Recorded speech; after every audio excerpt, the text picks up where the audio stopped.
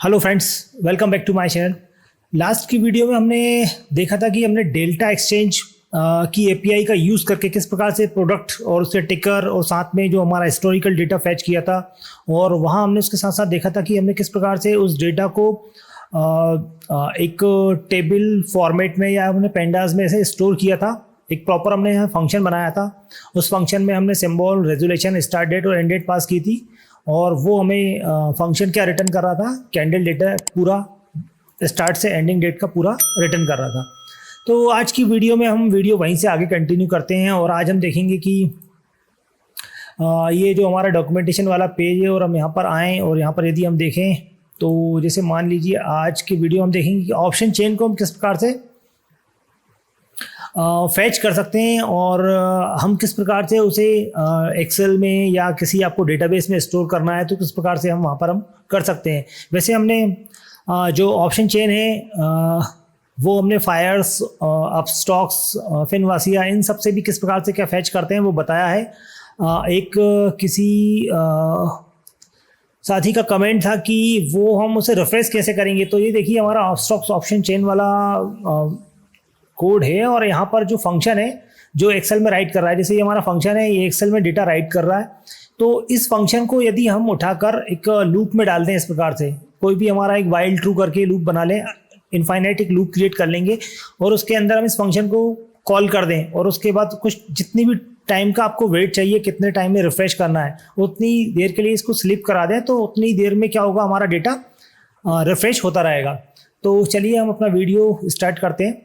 तो option chain की बात करें तो हम यहाँ पर देखिए, हम इसकी एपीआई हम देखें यहाँ तो प्रोडक्ट्स, ये देखिए प्रोडक्ट्स में आपको दिख रहा है यहाँ पर गेट ऑप्शन चेन ऑप्शन है हमारे पास एक दिया है। और इसके डॉक्यूमेंटेशन में हमने जैसे ही यहाँ पर क्लिक किया और पाइथन पे आपको आना है तो यहाँ पर हमें क्या चाहिए, यहाँ पर हमें क्या लगेगा, आपको यहाँ पर देना पड़ेगा अंडरलाइंग एसेट सिंबल और उसके अलावा हमें यहाँ पर देना पड़ेगा क्या, एक्सपायरी डेट। तो ये दो चीज़ें हम यहाँ पर पास करेंगे और हमें क्या मिल जाएगा, वहाँ से ऑप्शन चेन हमें रिसीव होगा। तो चलिए एक काम करते हैं, कोड को मैं कॉपी कर लेता हूँ इसको, और मैंने ये कॉपी कर लिया और मैं अपने इसी वीडियो में आगे से कंटिन्यू कर रहा हूँ। तो यहाँ मैंने इसे कॉपी किया। अब यहाँ पर क्या है, हमें एक्सपायरी डेट और जो अंडरलाइंग एसेट है वो हमें चाहिए। तो एक्सपायरी डेट हमने यहाँ पर लिखा, हमने आज की तारीख ले ली जैसे मान लो, या कल की तारीख ले लेते हैं, हम लिख लेते हैं 7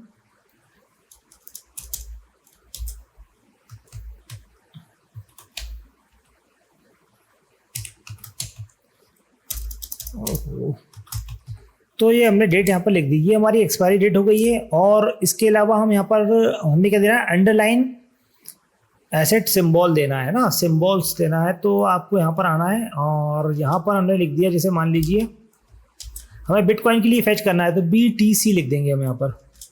तो ये आपको कहाँ से मिलेगा, आपको अगर ये देखना है तो हमने जब यहाँ पर टिकर की वैल्यू फैच की थी, ऊपर देखिए हमारा ये प्रोडक्ट लिस्ट हो गया और नीचे आए हम टिकर भी हमने कहीं फैच किया है। टिकर के लिए हमने शायद फंक्शन ही बना लिया था। तो ये हमारा गेट टिकर नाम का फंक्शन है। एक काम करते हैं, हम ये डेटा पूरा कॉपी कर लेते हैं इसको और यहाँ पर हम एक इंसर्ट करते हैं और ये हमने यहाँ पर पेस्ट कर दिया। अभी क्या करना है हमको, यहाँ पर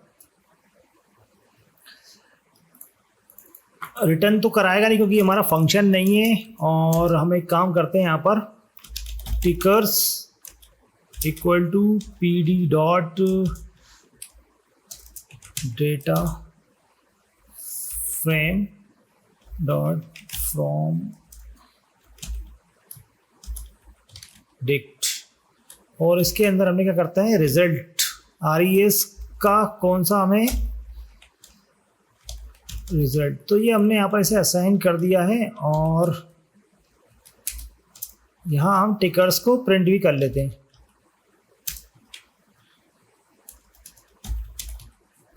अब मैं इसको रन करता हूँ तो यहाँ पर एक एरर आ रहा है, वो ये सिंबल के लिए आ रहा है, ये हमें नहीं देना है यहाँ पर। ठीक है, अब मैं रन करता हूँ इसे डबल से।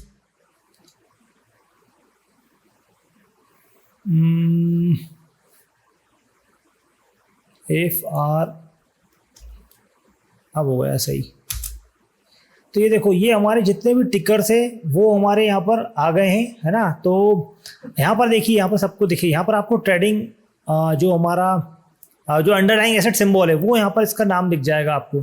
तो आपको जब टिकर्स की वैल्यू फेच करेंगे तो वहाँ से उसका नाम मिल जाएगा हमें।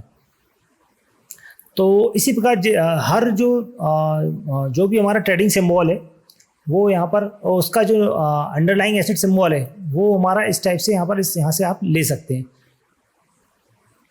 तो हमें यहाँ जब ऑप्शन चेन को फेच करना होगा तो वहाँ पर हमें यूज़ क्या करना है, अंडरलाइन एसेट सिंबल यूज़ करना है। तो हमने बिटकॉइन के लिए BTC, और अगर आपको एथेरियम यूज़ करना है तो ETH हो जाएगा।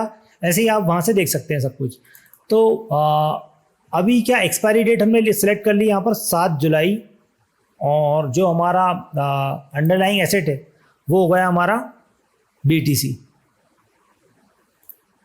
तो यहाँ पर हमें एक काम और करना पड़ेगा, यहाँ पर इसे फॉर्मेटेड स्ट्रिंग में कन्वर्ट करने के लिए यहाँ पर F लगा देते हैं। तो यहाँ देखिए हमारा अंडरलाइंग एसेट सिंबल और एक्सपायरी डेट ये सब कुछ ठीक है।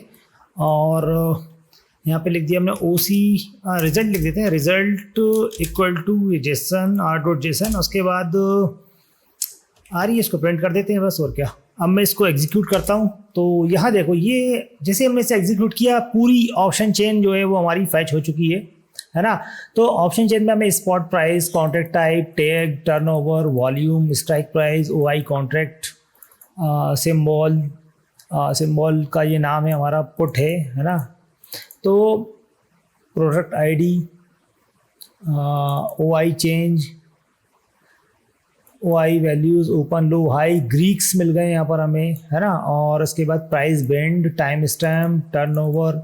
तो ये हमें पूरा यहाँ पर देखें तो हमें पूरा क्या मिल गया है, हमें ऑप्शन चेन यहाँ पर हमारी डिक्शनरी के फॉर्मेट में हमें रिसीव हो गई है।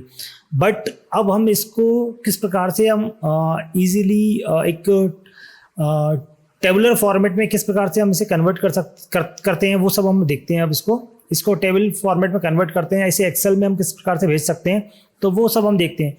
तो यहाँ पर सबसे पहले हम क्या करते हैं, इसे एक डेटा फ्रेम में कन्वर्ट कर लेते हैं। और यहाँ पर देखो क्या लिखते हैं, हमने लिखा OC, मतलब ऑप्शन चेन हो गया हमारा OC इक्वल टू PD, ऊपर से कॉपी करके नहीं लिख लेता हूँ, PD डॉट डेटा फ्रेम और डॉट फ्रॉम डिक्ट, और इसमें हम पास कर देंगे रिजल्ट। यहाँ से हमें कौन सी डिक्शनरी चाहिए, रिजल्ट वाली, क्योंकि जो हमें डिक्शनरी मिल रही है, डिक्शनरी में से हमें क्या चाहिए, ये रिजल्ट वाला जो है, ये रिजल्ट डिक्शनरी के अंदर सब कुछ है। तो हम यहाँ से रिजल्ट लिखा हमने और इसे हम क्लोज कर लेते हैं और OC को यहाँ पर हम प्रिंट करते हैं। तो ये हमारा क्या होगा, एक डेटा फ्रेम बन जाएगा। यहाँ पर हम देखें तो OC नाम से हमारा एक डेटा फ्रेम बन गया, और इसमें हमें underlying asset symbol, spot price, contract, tag, turnover, complete, ये सब हमारा एक टेबल फॉर्मेट में हमें यहाँ पर मिल रहा है। और हम इसमें अगर कॉलम्स की बात करें, कौन कौन से हमारे पास कॉलम्स मिले हैं यहाँ पर, तो डॉट कॉलम्स, तो यहाँ हमारे पास इतने सारे यहाँ पर कॉलम्स हैं। Spot price, contract, volume, strike price, OI contract, OI value, है ना, OI change, OI volume, Greeks. तो इतने सारे हमारे पास यहाँ पर कॉलम्स हमें मिल रहे हैं। अब इसमें से आपको जो भी ज़रूरी कॉलम आपके लगते हैं वो हम यहाँ पर सेपरेट कर सकते हैं, मतलब यहाँ से कॉपी कर सकते हैं कि हमें जो भी यहाँ पर जिन कॉलम्स की हमें ज़रूरत है वो कॉलम केवल हम यहाँ पर यूज़ कर लें, और बाकी सबको हम यहाँ पर ड्रॉप कर देंगे, या फिर कॉलम्स को हम दूसरे डेटा फ्रेम में कॉपी कर लेते हैं। तो चलिए एक काम करते हैं, हम एक कंप्लीट यहाँ पर एक हम ऑप्शन चेन बनाते हैं। ऑप्शन चेन नाम से हमने एक डेटा फ्रेम बनाते हैं। यहाँ पर हमने लिखा PD डॉट डेटा फ्रेम, और इसमें कौन कौन से कॉलम्स हमें चाहिए वो हम यहाँ पर उतने हम यहाँ पर कॉलम क्रिएट कर लेंगे इस डेटा फ्रेम में। तो इसे मान लीजिए मुझे यहाँ पर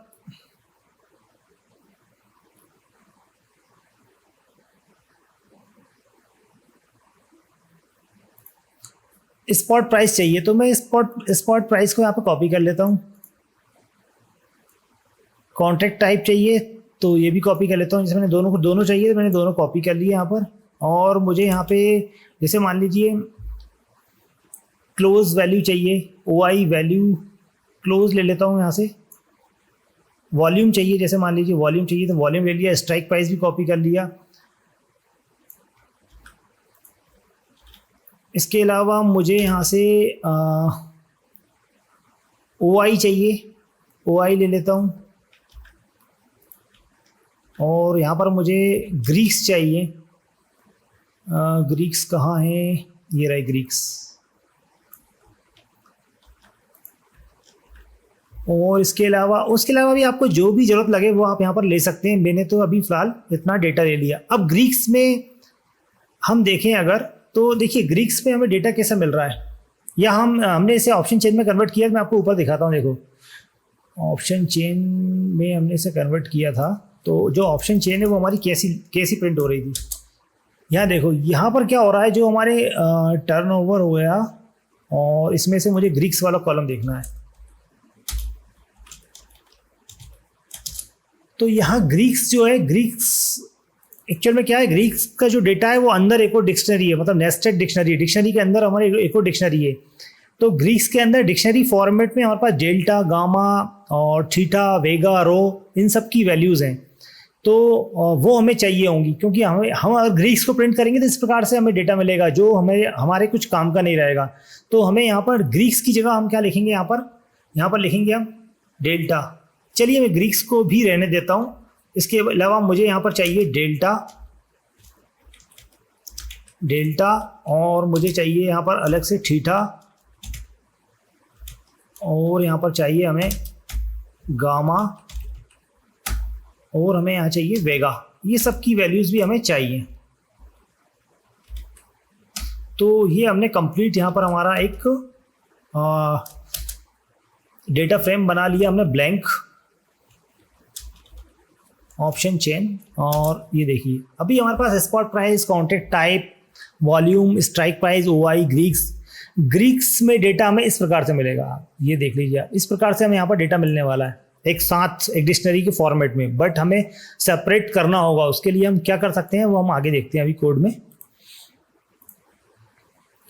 तो अब यहाँ हम देखें, अब जैसे मान लीजिए अभी जो हमारा डेटा फ्रेम है जिसमें हमारे पास कंप्लीट डेटा है, OC, मतलब इसके अंदर पूरे कॉलम्स है। वो कॉलम्स हमें केवल सिलेक्टेड कॉलम्स ही चाहिए। तो हमें क्या करना होगा, एक लूप का यूज़ करेंगे हम यहाँ पर। हम इसका यहाँ पर एक लूप का यूज़ करेंगे। हमने साइज़ पता किया, लूप किस साइज़ का होगा हमारा, तो मैंने लिखा लेन फंक्शन का यूज़ किया और OC। तो यहाँ से हमारा साइज़ निकल जाएगा, किस साइज़ में हमारा ये लूप चलने वाला है। और हमने यहाँ लूप लिया for I in range, और इसके अंदर लिख दिया हमने साइज़। तो यहाँ हमारा ये लूप क्रिएट हो गया। अब हमें क्या चाहिए, अब हमें चाहिए यहाँ पर सबसे पहले चाहिए क्या, स्पॉट प्राइस। क्या चाहिए सबसे पहले, स्पॉट प्राइस।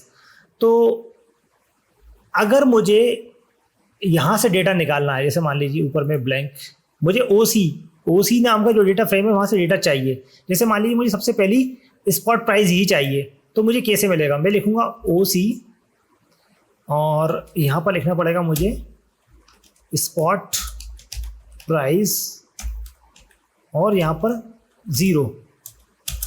तो यहाँ पर एक एरर दिया है अभी इसने, OC के अंदर ही डेटा है ना, एक minute, OC spot price copy यहीं से कर ले रहा हूँ।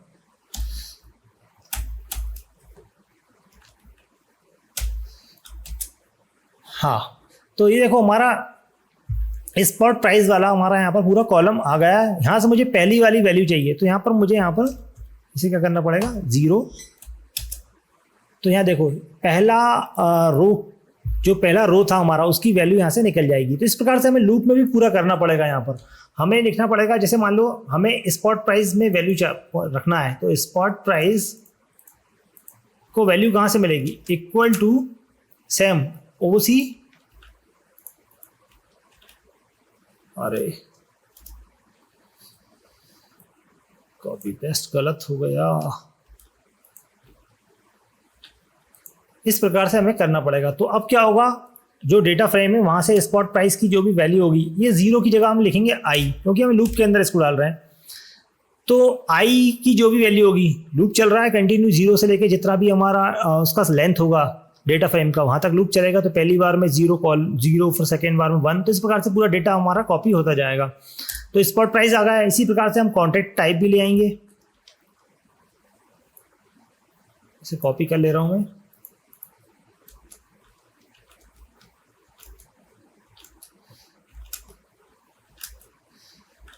तो कॉन्ट्रैक्ट टाइप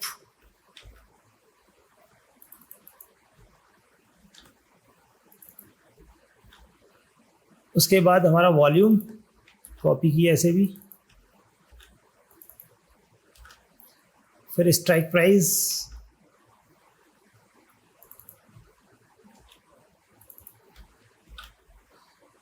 फिर हमारा OI,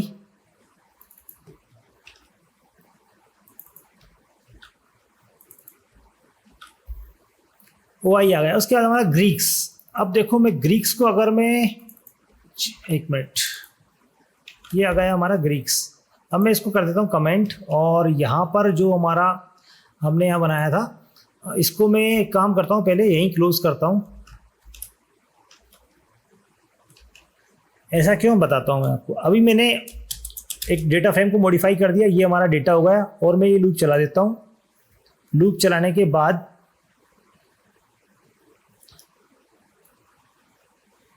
हमें एक काम और करना पड़ेगा यहाँ पर, क्योंकि हमें यहाँ पर स्टोर करना पड़ेगा इसके अंदर, इस डेटा फ्रेम के अंदर इन वैल्यूज को स्टोर करना पड़ेगा। तो उसके लिए हमें क्या करना पड़ेगा, ऑप्शन चेन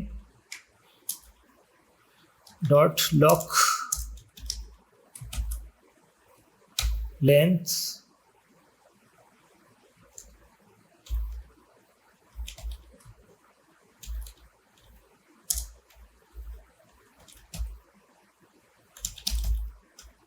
डॉट इंडेक्स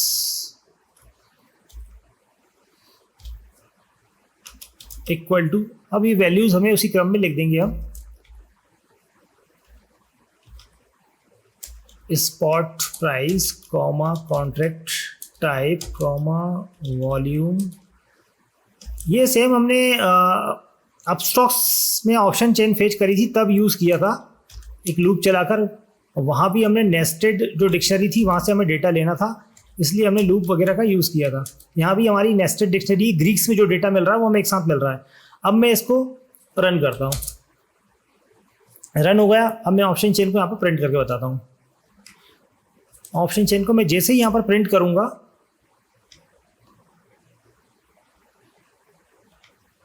और थोड़ा सा जूम करता हूँ,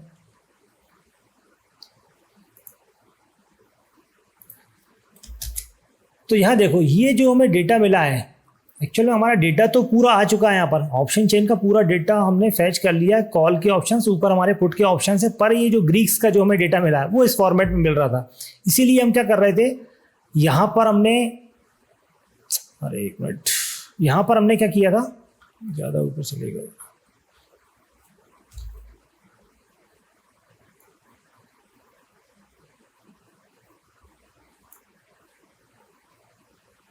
यहाँ पर हमने कुछ कॉलम और बनाए थे जिसमें हमने डेल्टा, थीटा, गामा और वेगा, क्योंकि हमें ग्रीक्स का डेटा उस फॉर्मेट में नहीं चाहिए, हमें उनको सेपरेट करना पड़ेगा। तो यहाँ पर हमने ये बनाया, और चाहे तो हम यहाँ से ग्रीक्स को हटा भी सकते हैं, क्योंकि हमें ग्रीक्स चाहिए नहीं उस फॉर्मेट में, वो डेटा हमारे कुछ काम का भी नहीं है वैसे भी। तो हमने ग्रीक्स को यहाँ से हटा दिया।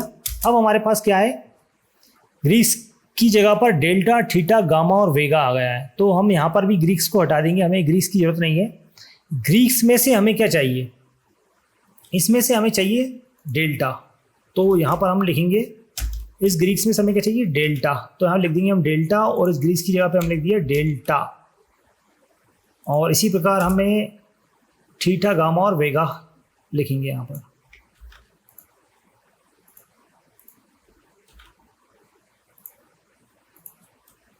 ये हमारे गामा के लिए, हमारा वेगा के लिए हो गया।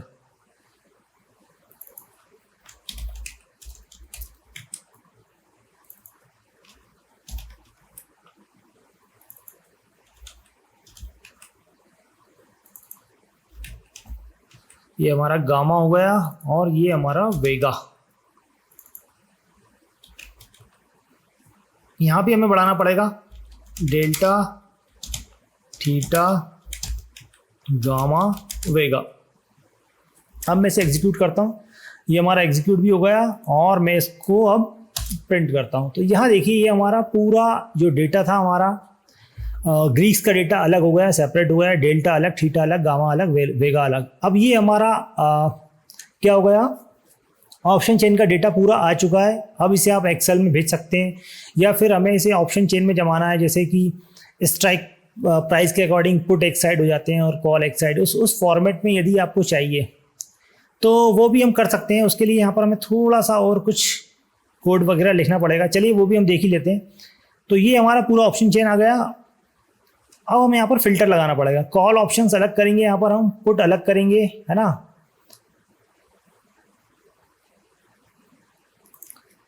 कॉल और पुट ऑप्शन अलग करने के लिए हमें यहाँ पर फिल्टर वगैरह अप्लाई करने पड़ेंगे। तो फिल्टर हमें कहाँ लगाना पड़ेगा, कॉन्ट्रैक्ट टाइप पर, ठीक।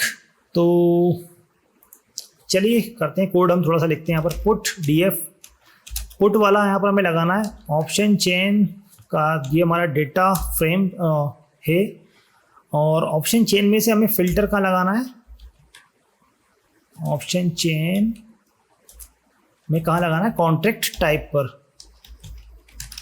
कॉन्ट्रैक्ट टाइप इक्वल टू, लिख दिया हमने पुट अंडरस्कोर ऑप्शंस। तो ये हमारा फिल्टर लग गया और अब यहाँ पर हम क्या कर रहे हैं, एक से इंडेक्स बना देते हैं, जो स्ट्राइक प्राइस है उसको हम इंडेक्स कॉलम यहाँ पर बना दे रहे हैं। तो सेट इंडेक्स किसको बनाएंगे हम,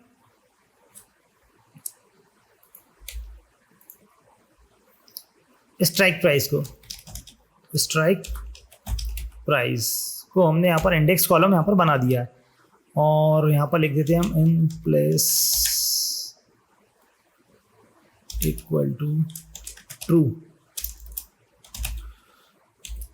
और पुट डीएफ को प्रिंट कर देते हैं। तो अब मैं इसे एग्जीक्यूट करता हूँ, एक एरर फिर आ गया, यहाँ पर फिर मिस्टेक हुई है कुछ ना कुछ लिखने में। क्या बोल रहा है, डेटा फ्रेम,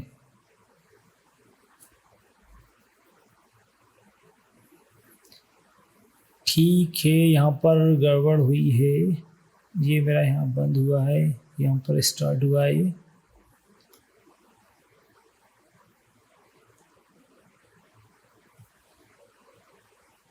सेट इंडेक्स में बता रहा है, वो सेट इंडेक्स में अंडरस्कोर नहीं लगा, ठीक है,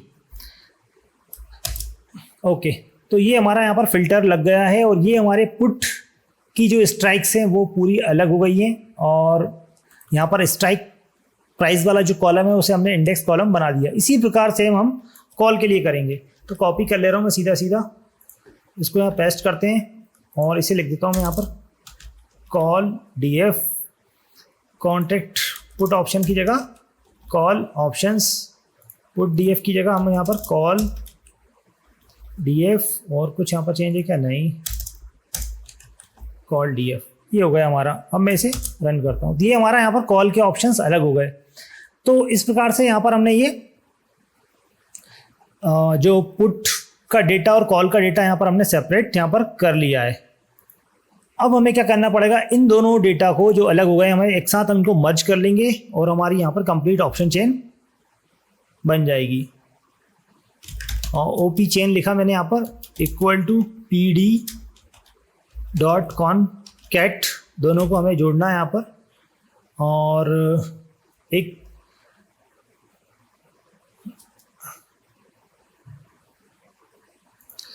काम करता हूँ, यहाँ पर लॉगिन कर लेता हूँ डेल्टा एक्सचेंज पर अभी, और ऑप्शन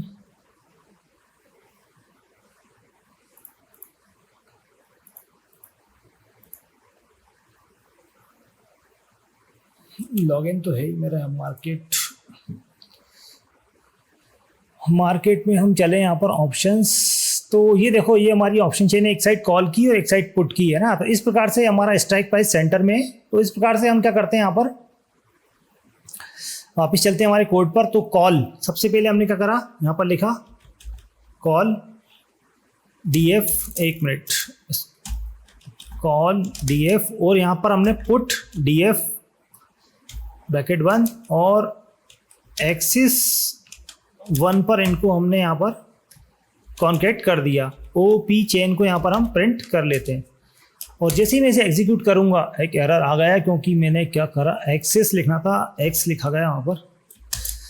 ये देखिए यहाँ पर ये हमारा कंप्लीट जो है मर्ज हो चुका है डेटा। ये हमारा स्ट्राइक प्राइस रहा। सबसे पहला जो हमें दिख रहा है कॉल ऑप्शंस दिख रहा है पूरा यहाँ तक वेगा तक। उसके बाद फिर ये हमारा पुट ऑप्शन दिख रहा है पूरा यहाँ पर वेगा तक। तो एक साइड हमारा कॉल के ऑप्शंस पूरे हमें यहाँ पे दिखाई दे रहे हैं और एक साइड हमारा यहाँ पर ये पुट के ऑप्शंस यहाँ पर दिखाई दे रहे हैं। तो इस प्रकार से हमने ये पूरी जो ऑप्शन चेन है उसे एक टेबुलर फॉर्मेट में यहाँ पर कन्वर्ट कर दिया। यदि आपको इसे एक्सेल में भेजना है तो यहाँ पर डॉट टू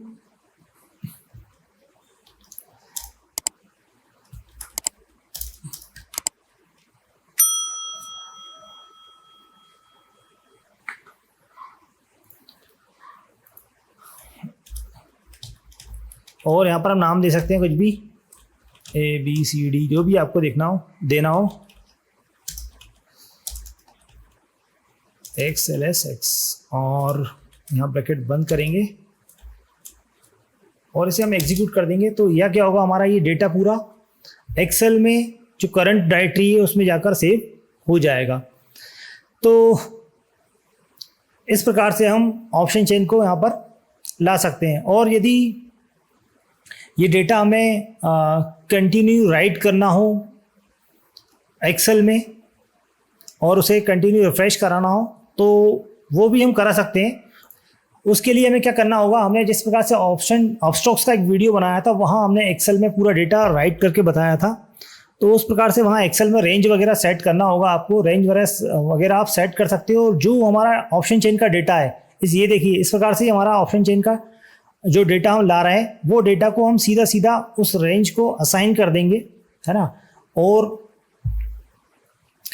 क्या होगा, वहाँ पर हमारा डेटा एक्सेल में चला जाएगा। और ये जो पूरा फंक्शन है इस फंक्शन को आप एक लूप के अंदर डाल सकते हैं, इनफाइनाइट लूप के अंदर। और इस लूप को जितनी भी टाइम के लिए आप स्लीप कराएंगे उतने टाइम के बाद ऑटोमेटिक क्या होगा, वो हमारा डेटा वहाँ पर अपडेट होता रहेगा। तो मिलते हैं नेक्स्ट वीडियो में। Like share and subscribe my channel.